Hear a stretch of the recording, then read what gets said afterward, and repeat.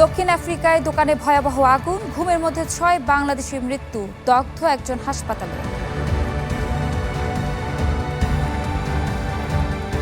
টানা ৩ দিন হামলা চালায়নি যুক্তরাষ্ট্র ইরান, আলোচনার সুযোগ দিতেই বিরতি বলছে ওয়াশিংটন।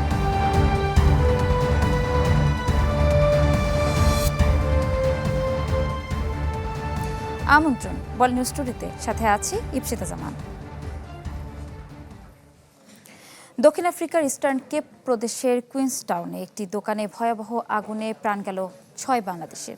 আহত আরেকজনের দগ্ধ অবস্থায় হাসপাতালে ভর্তি করা হয়েছে। জানা গেছে নিহতদের কয়েকজনের বাড়ি নারায়ণগঞ্জে। স্থানীয় সময় ভোরে বাংলাদেশি মালিকানাধীন একটি ব্যবসা প্রতিষ্ঠানে আগুন লাগে। এ সময় তারা দোকানের ভেতর ঘুমাচ্ছিলেন।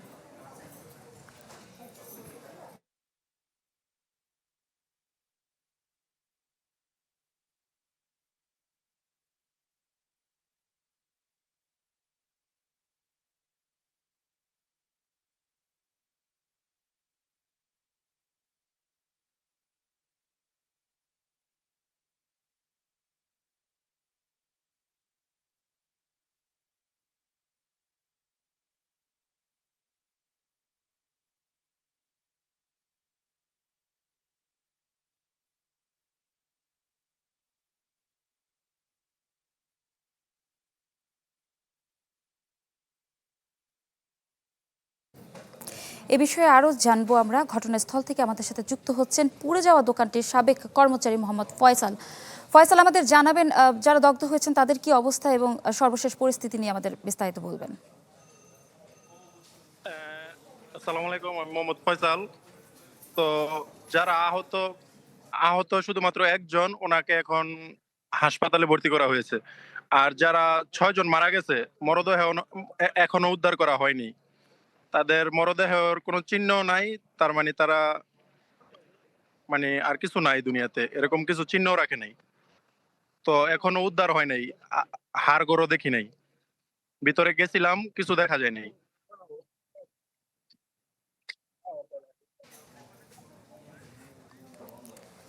ফয়সাল, সেখানকার যে দোকানে প্রায় ঘুমায় এবং এই এই ঘটনাগুলো ঘটে, সেখানে আসলে দোকানে ঘুমানোর কি কোনো বৈধতা আছে কিনা?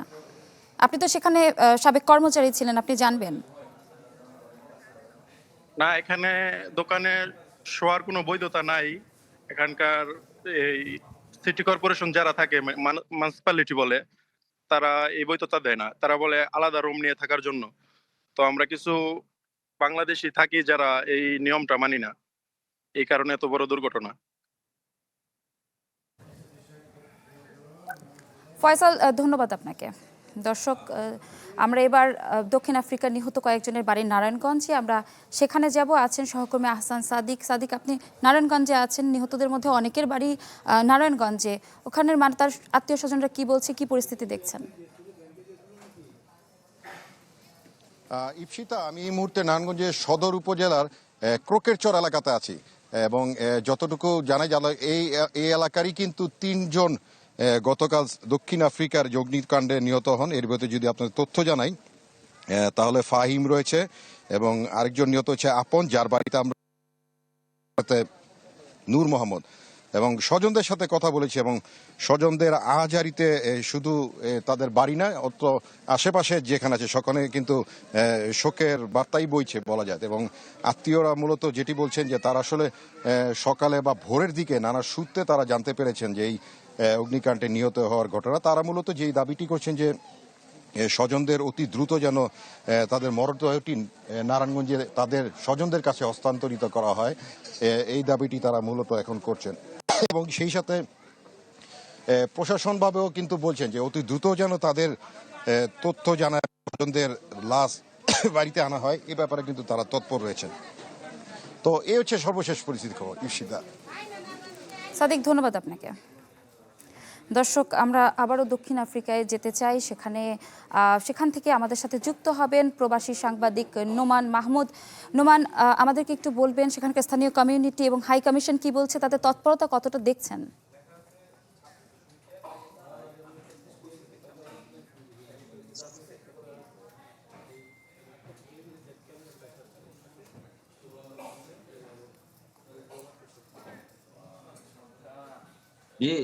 আপনারা যেমনটি দেখছেন যে গত মধ্যরাতে দক্ষিণ আফ্রিকার ওয়েস্টার্ন কেপ প্রভিন্সের সম টাউনে এই অগ্নিকাণ্ডের ঘটনা হয় এবং সেখানে ৭ জন বাংলাদেশি ঘুমন্ত অবস্থায় ছিলেন এবং তারা সেখানে ঘুমন্ত অবস্থায় থাকাকালীন সময় একজন শুধুমাত্র টিন কেটে তিনি বের হতে পেরেছেন, বাকিরা শ্বাসরুদ্ধ হয়ে মারা গেছেন। এখন পর্যন্ত তাদের লাশ উদ্ধার করা যায়নি। আজকে দুপুর ১২টা পর্যন্ত, অর্থাৎ দক্ষিণ আফ্রিকার সময় দুপুর ১২টা পর্যন্ত দমকল বাহিনী সেখানে রয়েছে এবং ফায়ার সার্ভিসের বিভিন্ন ঊর্ধ্বতন কর্মকর্তারাও সেই স্পটে রয়েছেন, কিন্তু এখন পর্যন্ত সেই মরদেহগুলো উদ্ধার করা যায়নি, কারণ এখন পর্যন্ত এইগুলো চিহ্নিত করা যায়নি, কারণ এমন ভাবে সারা রাত্রে আগুন হয়েছে, লেলিহান শিখা ছিল এবং অর্থাৎ ১১টা পর্যন্ত আগুনের শিখা ছিল।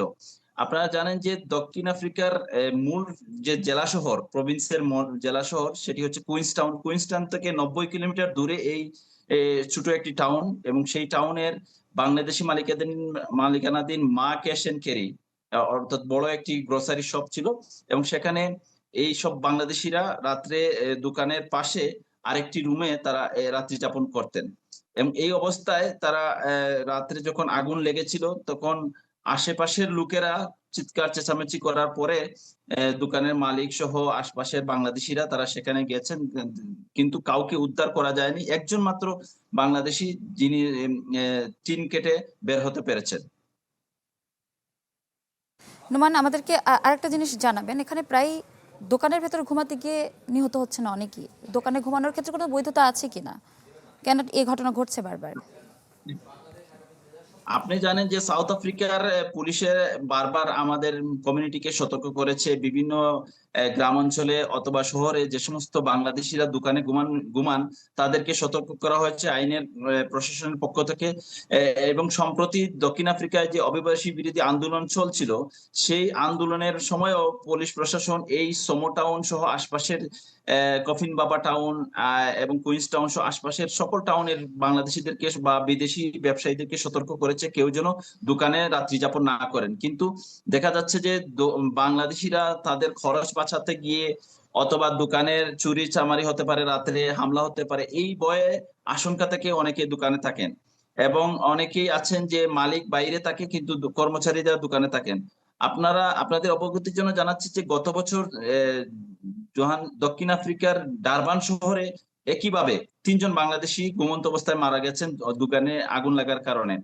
এবং গত রাতে যে ঘটনাটা হয়েছে সেটি হচ্ছে যে অনেকে ধারণা করছেন যে বৈদ্যুতের শর্ট সার্কিট অথবা কোন ধরনের ইলেকট্রিক গোলযোগের কারণে হয়তো এরকম বড় ধরনের অগ্নিকাণ্ডের ঘটনা ঘটেছে, কিন্তু প্রশাসনের পক্ষ থেকে তারা বারবার সতর্ক করেন এবং স্ট্রিক্টলি এটা এলাও নয় যে দোকানের ভিতরে কোনো বাংলাদেশি অথবা ব্যবসায়ী থাকতে পারবে, কিন্তু বাংলাদেশিরা এটি বারবার করে আসছেন এবং বারবার এটি করার কারণে এ ধরনের দুর্ঘটনা ঘটছে।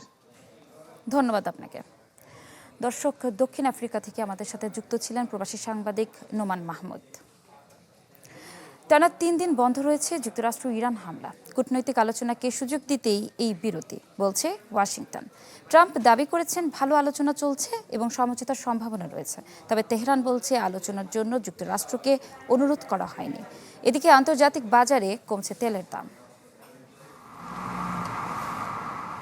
টানা কয়েকদিন পাল্টাপাল্টি হামলার পর আপাতত কিছুটা স্থগিত যুক্তরাষ্ট্র ইরান সংঘাত। টানা তৃতীয় রাত ইরানে হামলা চালায়নি যুক্তরাষ্ট্র। একইভাবে ইরানও মার্কিন লক্ষ্যবস্তুতে নতুন করে হামলা থেকে বিরত রয়েছে। মার্কিন প্রেসিডেন্ট ডোনাল্ড ট্রাম্প দাবি করেছেন যুক্তরাষ্ট্র ও ইরানের মধ্যে ভালো আলোচনা চলছে এবং সমঝোতার সম্ভাবনা রয়েছে। কূটনৈতিক আলোচনার সুযোগ দিতেই সামরিক অভিযান সাময়িকভাবে স্থগিত রাখা হয়েছে, তবে আলোচনায় অগ্রগতি না হলে কঠোর সামরিক পদক্ষেপের হুঁশিয়ারি দেন। অন্যদিকে ইরান বলছে আলোচনার জন্য যুক্তরাষ্ট্রকে কোনো অনুরোধ করা হয়নি, তবে মধ্যস্থতাকারী দেশগুলোর মাধ্যমে যোগাযোগ অব্যাহত রয়েছে। উত্তেজনা কমাতে কূটনৈতিক তৎপরতা জোরদার হয়েছে কাতার, পাকিস্তান ও ওমানের মধ্যস্থতায়। যদিও ইরান সমর্থিত বিভিন্ন গোষ্ঠীর ড্রোন হামলা এবং আঞ্চলিক নিরাপত্তা পরিস্থিতি শঙ্কায় রয়েছে। এদিকে তেহরানের দাবি হরমুজ প্রণালীর ওপর তাদের নিয়ন্ত্রণ বহাল রয়েছে।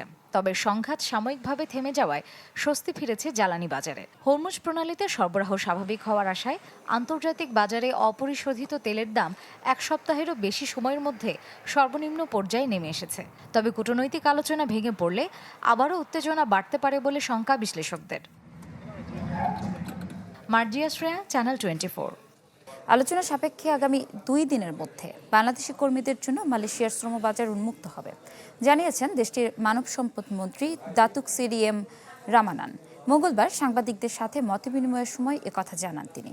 মঙ্গলবার বাংলাদেশের প্রবাসী কল্যাণ ও বৈদেশিক কর্মসংস্থান মন্ত্রী আরিফুল হক চৌধুরী ও প্রধানমন্ত্রীর উপদেষ্টা মাহাদি আমিনের সাথে বৈঠকের পর একথা জানান তিনি। এ সময় মালয়েশিয়ার মানব সম্পদ মন্ত্রণালয়ের ঊর্ধ্বতন কর্মকর্তারাও উপস্থিত ছিলেন। বৈঠকে মালয়েশিয়া সরকারের নির্ধারিত শর্ত মেনে নির্দিষ্ট লাইসেন্সধারী প্রতিষ্ঠানের মাধ্যমে বাংলাদেশ থেকে কর্মী নিয়োগের বিষয়ে নীতিগত সমঝোতা হয়েছে। তবে কর্মী নিয়োগ প্রক্রিয়া, বাস্তবায়ন কাঠামো সহ কারিগরি বিষয় নিয়ে চূড়ান্ত সিদ্ধান্ত হয়নি। বাংলাদেশ মালয়েশিয়া জয়েন্ট ওয়ার্কিং কমিটির পরবর্তী বৈঠকে এসব বিষয়ে চূড়ান্ত সিদ্ধান্ত হবে। এরপরই পুনরায় কর্মী নিয়োগে প্রয়োজনীয় পদক্ষেপ নেওয়া হবে।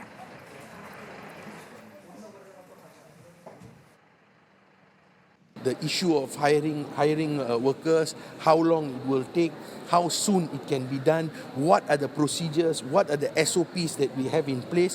We had a thorough discussion. I think most likely tomorrow or the day after, we will come with something finite. এ বিষয়ে আরও জানাতে মালয়েশিয়া থেকে যুক্ত হচ্ছেন সহকর্মী ওয়াহিদ সোহান। ওয়াহিদ, আমাদের জানাবেন, আলোচনা সাপেক্ষে 2 দিনের মধ্যেই মালয়েশিয়ার শ্রমবাজার উন্মুক্ত হতে যাচ্ছে বাংলাদেশি শ্রমিকদের জন্য। এ বিষয়ে বিস্তারিত বলবেন। জি, সেটা আপনাকে ধন্যবাদ। আপনি যেমনটি বলছিলেন যে আসলে মালয়েশিয়ায় বাংলাদেশের যে প্রবাসী কল্যাণ মন্ত্রী আরিফুল হক চৌধুরী এবং বাংলাদেশের প্রধানমন্ত্রীর উপদেষ্টা মাহাদি আমিন তারা আজকে সকাল ঠিক মালয়েশিয়ার সময় 11টায় মালয়েশিয়ার মানব সম্পদ মন্ত্রী দাতুশ্রী এম রামানানের অফিসে তারা প্রবেশ করেন এবং দীর্ঘ 1 ঘন্টা ধরে তারা কিন্তু বৈঠক করেন এবং মালয়েশিয়া বাংলাদেশের সাথে শ্রমবাজার নিয়ে যে জটিলতা, উৎকণ্ঠা এবং বিভিন্ন ধরনের যে এখানে জটিলতার কারণে মালয়েশিয়ার শ্রমবাজার বন্ধ ছিল, সেই শ্রমবাজারকে আবার নতুন করে উন্মুক্ত করার জন্য একটি চূড়ান্ত সিদ্ধান্তে তারা ইতিমধ্যে উপনীত হয়েছে। এই মুহূর্তে শুধু একটি বিষয় বাকি রয়েছে, যেটি মালয়েশিয়ার মানব সম্পদ মন্ত্রী এম রামানান তিনি বলেছেন যে আসলে আগামী 1 থেকে 2 দিনের মধ্যে বাংলাদেশ এবং মালয়েশিয়ার যেই যৌথ কমিটি রয়েছে এবং এখানে যেই মন্ত্রী এবং উপদেষ্টা রয়েছেন তাদের সাথে সম্মিলিত আলোচনার মাধ্যমে কোন প্রক্রিয়ায় এবং কোন সিস্টেমের মাধ্যমে আসলে বাংলাদেশ থেকে শ্রমিক আসবে সেই বিষয়টি তারা নির্ধারণ করবেন এবং যৌথ অথবা ইন্ডিভিজুয়ালি তারা কিন্তু বিবৃতির মধ্য দিয়ে তারা জানাবেন। এই কথাটি বলেছেন মালয়েশিয়ার যে মানব সম্পদ মন্ত্রী এম রামানান, তিনি এই বিষয়টি জানিয়েছেন সাংবাদিকদের সাথে আলাপকালে। তবে আমি আপনাকে বলে রাখি যে আসলে দীর্ঘদিন থেকে বাংলাদেশের সাথে যে বন্ধ হওয়া, সাময়িকভাবে স্থগিত হওয়া শ্রমবাজার দীর্ঘ 3 বছর পেরিয়ে যাওয়ার পরে আবার নতুন করে যে আলোর মুখ দেখতে যাচ্ছে, সে আলোর মুখটি দেখতে গিয়ে আসলে এখানে যে বিষয়টি আবারও দাঁড়িয়েছে সেটি হলো যে মালয়েশিয়া সরকারের দেওয়া নীতিমালা অনুযায়ী নির্দিষ্ট সংখ্যক লাইসেন্সের মাধ্যমে কিন্তু বাংলাদেশ থেকে কর্মী আসার বিষয়টি নিয়েই তারা কিন্তু ইতিমধ্যে মোটামুটি চূড়ান্ত পর্যায়ে পৌঁছেছে। যদিও বাংলাদেশের পক্ষ থেকে, বাংলাদেশ সরকারের পক্ষ থেকে যাতে কোনো ধরনের সিন্ডিকেট অথবা কোন রকম মনোপলি তৈরি না হয় এই বিষয়টির উপর জোর দিচ্ছে এবং মালয়েশিয়া সরকারকে বারবারই এই বিষয়টির প্রতি তাগিদ দেওয়া হচ্ছে যাতে করে মালয়েশিয়ায় বাংলাদেশি যে সমস্ত শ্রমিকরা মালয়েশিয়া কাজ করতে আসবেন তাদের স্বার্থ সংশ্লিষ্ট বিষয়গুলোর প্রতি সব রকম খেয়াল রেখে যাতে করে তারা এখানে আসার পরে কোনো কর্মী এখানে কোন রকম জটিলতার মধ্যে না পড়ে সেই বিষয়টির দিকে খেয়াল রেখে আসলে বাংলাদেশ সরকারের পক্ষ থেকে ইতিমধ্যে এখানে আলোচনা শুরু হয়েছে। তবে আরেকটি বিষয় আপনাকে বলে রাখতে চাই, সেটি হলো যে মালয়েশিয়া এবং বাংলাদেশের যে মানব সম্পদ মন্ত্রণালয়ের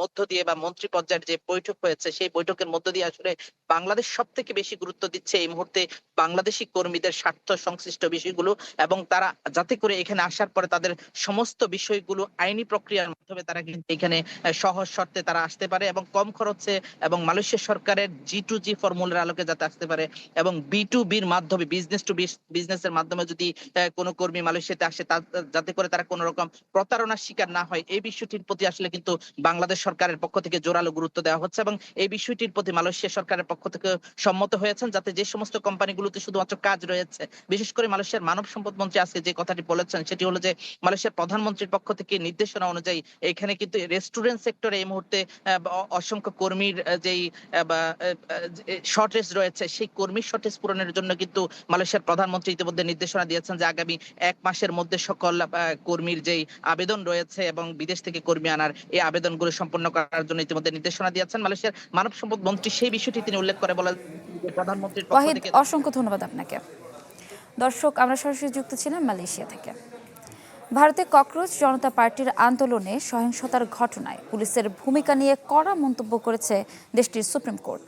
পুলিশ ঠিকভাবে দায়িত্ব পালন করেছে কিনা তা খতিয়ে দেখতে স্বাধীন তদন্তের নির্দেশও দিয়েছেন আদালত। ছাত্র যুবদের ওপর পুলিশি নির্যাতনের অভিযোগে দায়ের করা মামলার শুনানিতে এই রায় দেন প্রধান বিচারপতি সূর্যকান্তের নেতৃত্বাধীন একটি বেঞ্চ। রায়ে বলা হয়, সহিংসতার জন্য দায়ী ব্যক্তিদের চিহ্নিত না করে তদন্তের মূল্য নেই। সিজেপির নেতৃত্বে হওয়া আন্দোলনের সময় পুলিশ আগের নির্ধারিত নিয়ম ঠিকভাবে মেনে চলেনি বলেও মন্তব্য আদালতের। এছাড়া আইন ভঙ্গকারীদের বিরুদ্ধে ব্যবস্থা নেওয়ার নির্দেশ দেওয়া হয়েছে।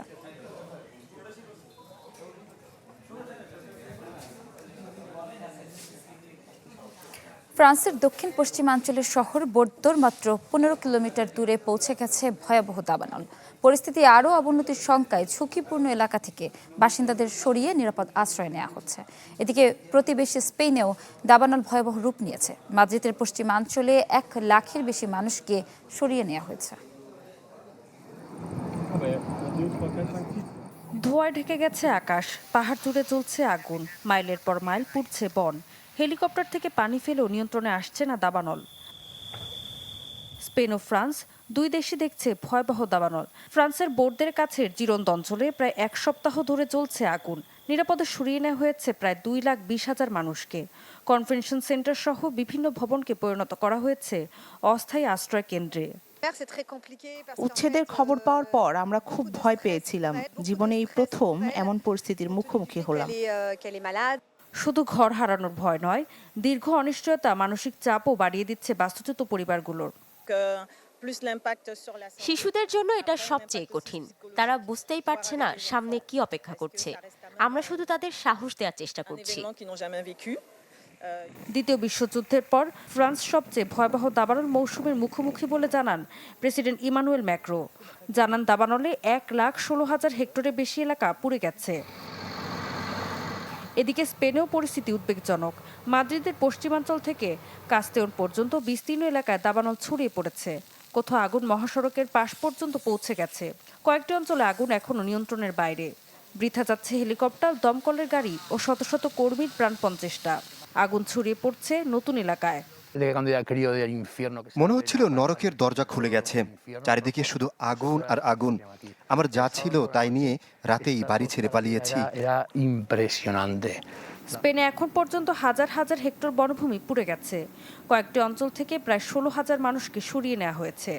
স্থানীয় কর্মকর্তারা বলছেন এটি দেশটির ইতিহাসের অন্যতম ভয়াবহ দাবানল। ঋতু সাহা, চ্যানেল 24। জাপানের দক্ষিণাঞ্চলের প্রধান দ্বীপ কিউসুতে 7.1 মাত্রার ভূমিকম্প হয়েছে। এতে কুমামাতো, নাগাসাকি, কাগোশিমা সহ অন্তত 7 জেলায় জারি করা হয়েছে সুনামি সতর্কতা। মঙ্গলবার স্থানীয় সময় বিকেল 4:30টার দিকে কুমামাতো জেলায় ভূমিকম্প হয়। উৎপত্তিস্থল ছিল সাগরপৃষ্ঠের 10 কিলোমিটার গভীর তলদেশে। সাগরের অগভীর অংশ ভূমিকম্প হওয়ায় ভূপৃষ্ঠে ব্যাপক কম্পন অনুভূত হয়। কেন্দ্রস্থলের কাছাকাছি এলাকায় বেশ কয়েকটি ভবন ও সড়ক ভেঙে যাওয়ার খবর পাওয়া গেছে। ইউকি শহরের বেশ কিছু জায়গায় হয়েছে অগ্নিকাণ্ড। এতে 3 ফুটের বেশি উচ্চতায় জলোচ্ছ্বাসের পূর্বাভাস দিয়েছে দেশটির ভূমিকম্প পর্যবেক্ষণ সংস্থা। এর আগে গত 25 জুন জাপানের 7.2 মাত্রার ভূমিকম্প হয়। এতে বড় কোনো ক্ষয়ক্ষতি বা প্রাণহানি হয়নি।